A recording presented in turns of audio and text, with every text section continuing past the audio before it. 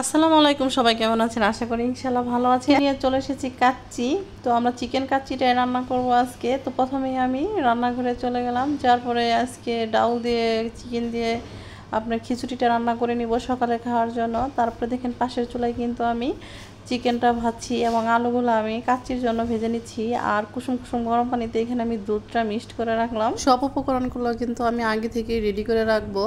তার জন্য আমি সব উপকরণ একে একে দেখেন মিক্সড করে নিচ্ছি। এই টক দইটা কিন্তু আমি বাসায় তৈরি করেছি। তারপর আমি সুন্দর করে ফেটিয়ে নিলাম টক দইটা। যেহেতু কাচ্চি রান্না করবো, টক দই তো লাগবেই। তারপর আমি পেঁয়াজ বেরেস্তা করে নিচ্ছি। আর পাশে চিকেনগুলো কিন্তু আমি অনেক সুন্দর করে ভেজে নিয়েছি। আজ কিন্তু আমি বাসমতি রাইসের কাচ্চি বিরিয়ানিটা করবো। এখানে কিন্তু রাঁধুনি রেডি মিক্সের মশলার প্যাকেটটা আমি নিয়েছি কাচ্চির। দেখেন এখানে কিন্তু দুইটা প্যাকেট ছিল, একটাতে আস্ত মশলা ছিল আর একটাতে গুঁড়ো মশলা ছিল। আমি যেহেতু অল্প রান্না করব, এতটা মশলা আমার প্রয়োজন নয়, আমি পরিমাণ মতো এখানে দিয়ে দিব। দেখেন তারপর আমি একে একে হলুদ গুঁড়ো, মরিচের গুঁড়ো, 1 টেবিল চামচ মরিচের গুঁড়ো দিয়েছি আমি, যার যেমন স্বাদ। তারপর আমি আস্ত যে রেডি মিক্স মশলাটা ছিল সেটাই আমি দিয়ে দিয়েছি।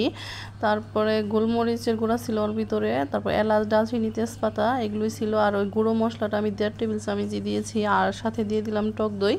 টক দইটা আমি পরিমাণ মতোই দিলাম, যার যেমনই। তারপর আমি এখানে ঘি দিয়ে দিলাম। ঘিটা অবশ্যই দিতে হবে পারফেক্ট কাচ্চির জন্য। আমি যেহেতু চিকেন দিয়ে রান্না করছি সেহেতু লবণটা আমি আগে দিয়ে দিব।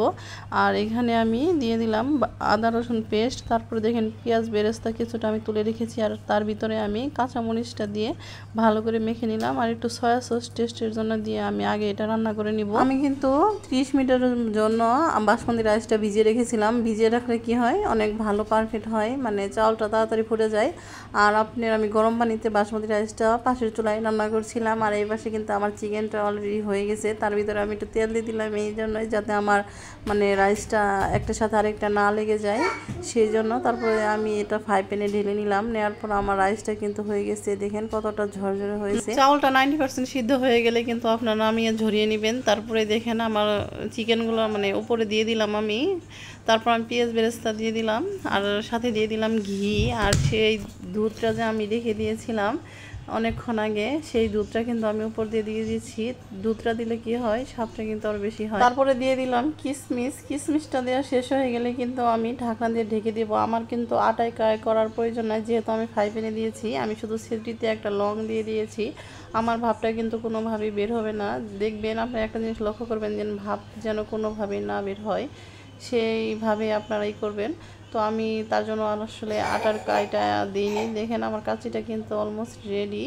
তারপরে দেখাচ্ছি যে কেমন আসলে ঝরঝরে হয়েছে, সেইটাই দেখাবো। আমার কাচ্চিটা কিন্তু অনেক পারফেক্ট হয়েছিল। আমি যেহেতু প্রথম বাসমতি রাইস দিয়ে আমি কাচ্চিটা তৈরি করেছিলাম, তো সেই হিসেবে কিন্তু অনেক ভালো লেগেছে। এই যে দেখেন কতটা সুন্দর হয়েছে। আলুগুলো কিন্তু অনেক ভালোভাবেই মানে সফট হয়েছে। তো কেমন হয়েছে তা আমার মেয়েকে বলছিলাম, তো অনেক গরম, তার জন্য খেতে পারছিল না। আমি কোনো কিছু রান্না করে খেলে আমার ভাই যদি না খায়, আমার একদমই ভালো লাগে না। তো যেহেতু আমার ছোট ভাই, অনেক ভালোবাসি, তো তার জন্য আমি কিছু প্যাকেট করে নিলাম, বাড়িতে যেয়ে দিয়ে আসবো। তো ভিডিওটা যদি ভালো লেগে থাকে অবশ্যই লাইক কমেন্ট শেয়ার করতে একদমই ভুলবেন না। আর দেখছেন আমার মানে কাচ্চিটা কিন্তু অনেক সুন্দর, ঠিক যেমন রেস্টুরেন্টে আমরা খাই, তো তেমনই হয়েছে। আসলে এই কাচ্চিটা রান্না করা আমার অনেক ভালো লেগেছে, যেহেতু অনেক সুন্দর হয়েছে। খুদা হাফেজ, সবাই ভালো থাকবেন।